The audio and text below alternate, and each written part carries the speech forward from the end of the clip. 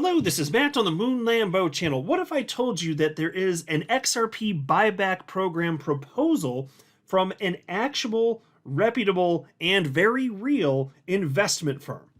Because, believe it or not, that's actually true. Now, the term XRP buyback program, kind of a dirty phrase at this point within the XRP community. I'm assuming many of you are well aware why, probably most of you, frankly. And I'm actually going to run through why, especially for the benefit of anybody who's unaware of the storied past of this particular phrase, XRP buyback program, because it's been used for potentially nefarious intent, and you'll see why. I'm going to highlight that towards the beginning of the video. But in this particular case, yeah, it's very real. So it doesn't mean for sure it's going to happen, but it's kind of cool as hell. I mean, it's literally an investment firm that's pushing for a gigantic bank, SBI, to buy XRP. A buyback program is literally what they're calling it, for the benefit of shareholders. Truly incredible stuff. This would be absolutely fantastic. And you can see the headline here from the Crypto Basic: XRP buyback program proposed to Japanese financial giant SBI. Details. But before going any further, I do want to be clear, I do not have a financial background of any kind. I am not offering financial advice, and you definitely should not buy or sell anything because of anything I say or write. I'm just an enthusiast who enjoys making YouTube videos about crypto-related topics, but just as a hobby and just for fun. And so our community started talking about this within the last few days as the news popped up. This headline on your screen here is from December 16th. But there's a thread as a result of all of this from XRP community member Wrath of Kahneman that I want to run through, because he did an excellent job breaking down all the specifics and what the investment firm is actually looking for, as well as the reasons why. And so, do you guys remember this stuff, though? Let me show you a few things. So here's a headline from the Crypto Basic. Collateralization model sets XRP fair market value at $122,580. So, of course, anybody with half a brain knows that this is stupid as hell. And I've gone through why in great detail. So this is a newer article, but that's just because the topic came up again. The price, this just makes me laugh thinking about it. Some people actually fall for this stuff. What they're referencing actually, I'll show you the document in a second here, but it actually goes back a couple years or so. I believe it was the beginning of 2023 when the document came out from a firm called Val Hill Capital, run by Jimmy Valley. And they were proposing an XRP buyback program. And I'll show you just a second some of the wackiness from it. But I want to note that let me just read the headlines. I'm going to be careful what I say here. Here's a headline from you today. Ripple CTO claims XRP buyback program is a scam. Okay. And so there is this post he was asked about it from somebody named Maverick in the community. This is February 5th, 2023. Comments on the buyback proposal. Here's what David Schwartz had to say about it. I haven't looked at it very closely, but what I have seen looks an awful lot like a scam to me. If we've learned anything from 2012 and 2022, it's that anyone promising high returns with low risk is almost certainly going to rob you. And so it is the case. Now, I remember some of the specifics here. I'm pulling from memory, so if I get anything wrong, somebody can correct me here, but it's been a couple years, roughly at this point. But my recollection is that there was a confidential committee that was put together to try and ultimately convince XRP holders to hand over their XRP so they wouldn't have custody of it, and then a third party would hold it. And then the intent basically would be to get the government to buy the XRP back at just these astronomical prices, potentially six-figure XRP. It was just a wacky BS nonsense thing from the get-go. Very obviously it was. And only some fringe people actually thought it made sense. And a lot of, I mean, some people maybe got fooled, but I think that there's some people who just also probably aren't worth trusting. So there's a mix, admittedly, there. But without going into too much detail, because it would derail this entire video, and I've already spoken about it at length when it was the hot topic at the time, there are reasons having to do with what was going on in the SEC v. Ripple lawsuit and potentially wrapping up the case. And then there's this argument that the government was going to want the XRP. It's so valuable, and it's so crucial to how the very fabric of the global financial system, XRP. So it's worth a crazy amount. They came up with these ridiculous valuation models. And again, it was all, and at the end of this, there was this confidential committee, and they were actually going to get paid what was effectively something tantamount to like a commission for each individual that they could convince to hand over their XRP. It was just like really, I'll just say it like this. Whether or not it was or wasn't a scam, it was highly concerning. Highly concerning. And so when David Schwartz says, yeah, stuff like this, it looks like a scam, I'm like, I see why he said that. I see why David Schwartz said what he said, which is right on your screen right there. It was always highly concerning to me, right? And then there was also this, they just shady practice after shady practice. Look at this headline, February 4th, 2023. Deaton distances himself from Xrp buyback proposal. That's right. Attorney John Deaton, representing over 75,000 Xrp holders in the SECV Ripple case, a hero within the Xrp community. His good name, his credibility was used. It was stolen. He wasn't asked about this. His name was chucked into this whole damn thing to add credibility to their product. That's shady as hell. And I had forgotten about that until I started preparing for this video, and I was like, oh yeah, that's right. There's another reason, yet another reason. And there is this post by Xrp community member on Reddit named Hoos that I want to share with you that really ties this all in a perfect little bow, so you can see exactly the degree to which this is concerning, again, let's say. You guys can decide whether or not you think it is a scam. I'm going to say it looks concerning, okay? It always has looked concerning. By now, most of us in the Xrp community are aware of Jimmy Valley and Valhill Capital's attempt to create a fund that would take custody of Xrp with the idea that it would eventually sell that Xrp to an enthusiastic U.S. state in the future for, well, maybe around $123,000 in XRP. Okay, this is the part where I pause to show you what he's talking about. Here's the valuation model. He called, this is a white paper, a comprehensive approach to determine the fair market value of XRP. There you can see Jimmy Valley at the top. Molly Elmore, she's another one of these individuals that was propagating all of this craziness. I detest all of this, frankly. I really do. And I push back hard against this at the time. But really, because I just don't want to see anybody end up in a worse financial position, because there's risk. Obviously, if you're handing your XRP over to anyone, any third party for any reason, there's high risk associated with that, and especially with such grand promises of six-figure XRP. It's just wild. And so here, I think it's on page. I'm flipping through this too fast. I think page 21 of this stupid thing, because they came up with tons of different valuation models.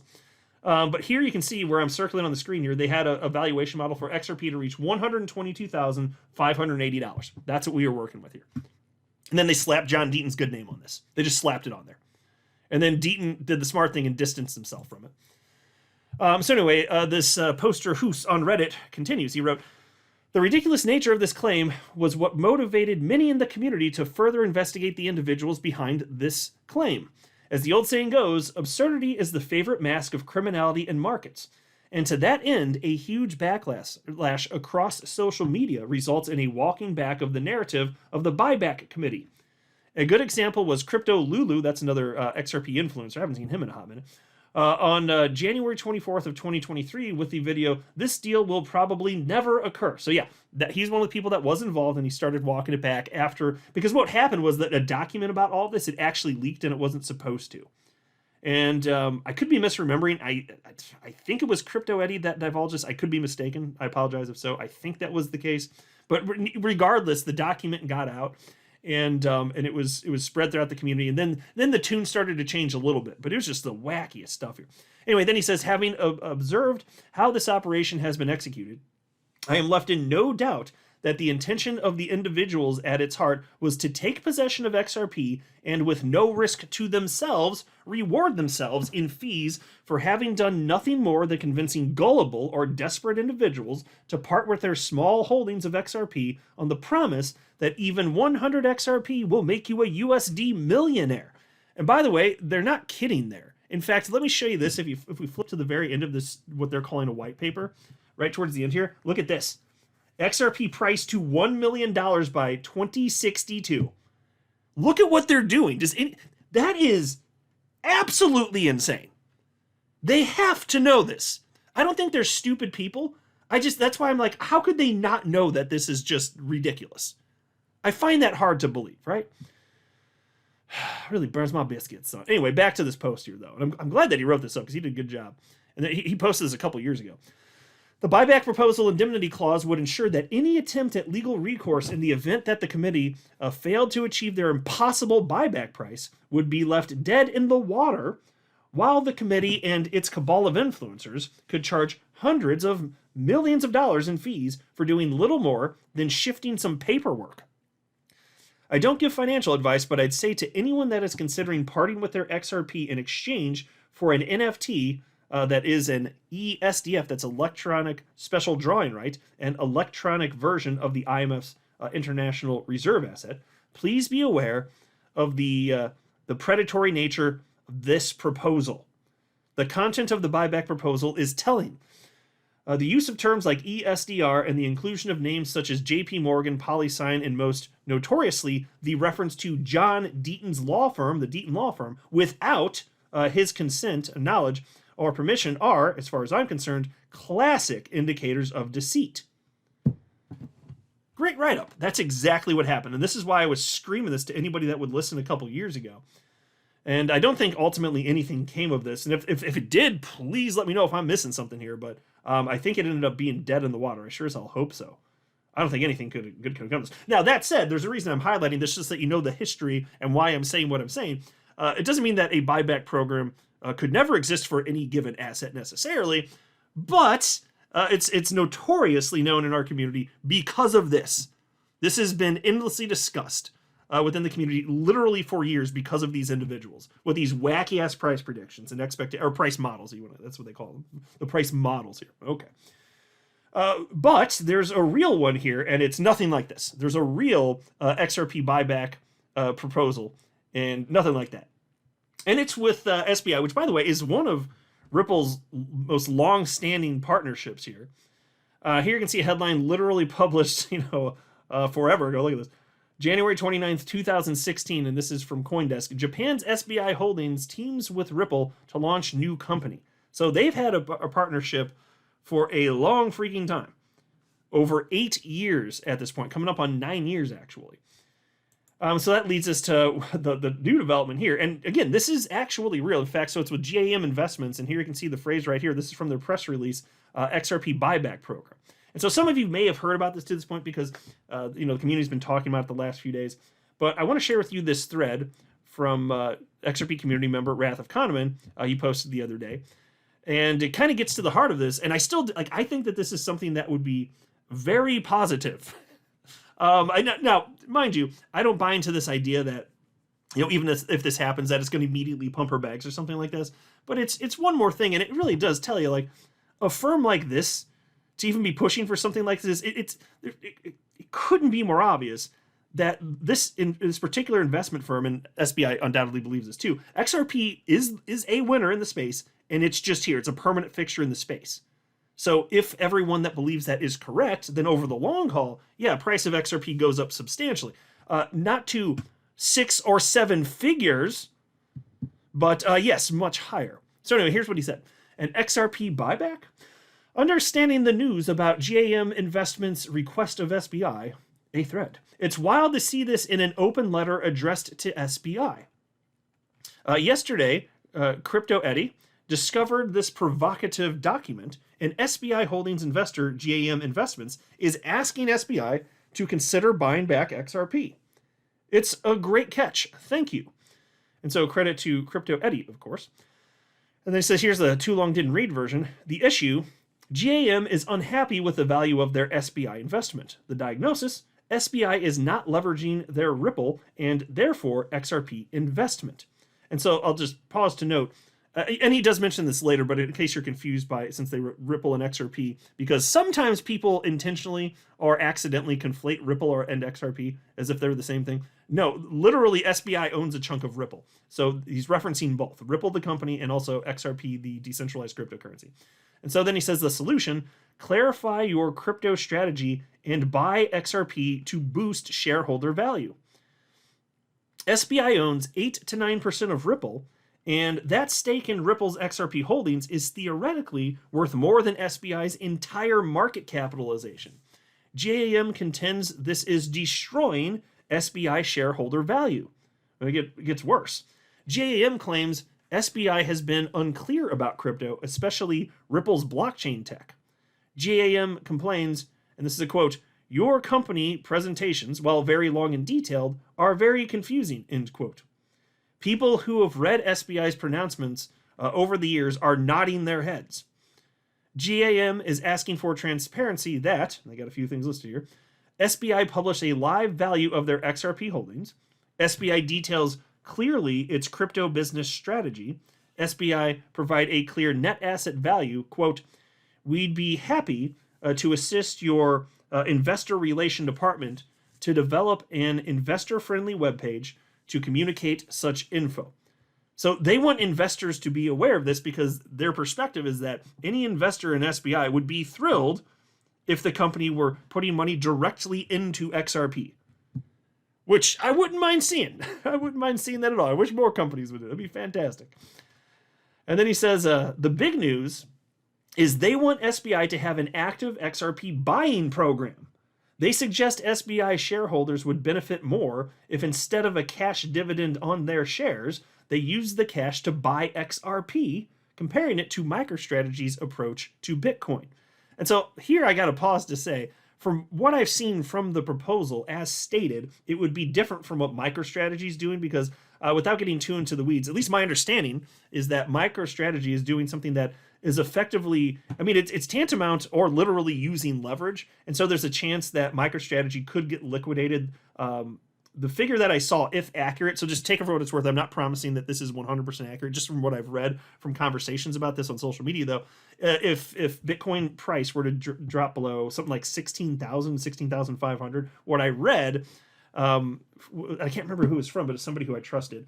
But they were saying that would result in, unless they can put up a whole bunch of funds, liquidation effectively. Now, I understand that the odds of that ever happening are perceived to be exceedingly low, but for me, I allow, at least on a personal level, like I allow a 0% chance for getting liquidated. Like even if you told me that I could have 10x the returns that I'd otherwise get, or 100x the returns, but it meant that I had like a 0.2% chance of getting liquidated, I would say no. I would say I want a 0% chance, and even if that means I get a fraction of what I'd otherwise get, fine, because it's already going to be life-changing, and I'm not going to be a greedy idiot. So no thanks. So anyway, I didn't see anything like that from GAM Investments. So which to me that's the result. Like you just buy spot. You don't need to leverage this crap. So hopefully that's what they're going for. That's what it seems like anyway. So anyway, Wrath Economan continues. Will it happen? And he's got the little shrug face thing with these little, alphabet characters, if you will. The question is whether GAM holds enough SBI assets for SBI to care. It's a pretty blunt public critique, I think. Maybe it's common in finance. For longtime holders, it's just nice to see SBI asked for transparency. Conclusion, it wouldn't be accurate to say SBI will buy back XRP. It is accurate to say SBI is being pressured by an investor to buy XRP to increase their net asset value, and that alone is pretty amazing. Well, I certainly agree with that. And so I thought that's honestly the best write-up of what just unfolded that I've seen, and that's why I wanted to share it with you. Plus, I hadn't talked about it on the channel. That there's been a lot going on the last couple of days. But we'll see what happens. If it does happen, I'll be sure to report on it. I'm not a financial advisor. You should not buy or sell anything because of anything I say or write. That would be a very, very, very bad idea. Until next time, to the moon, Lambo.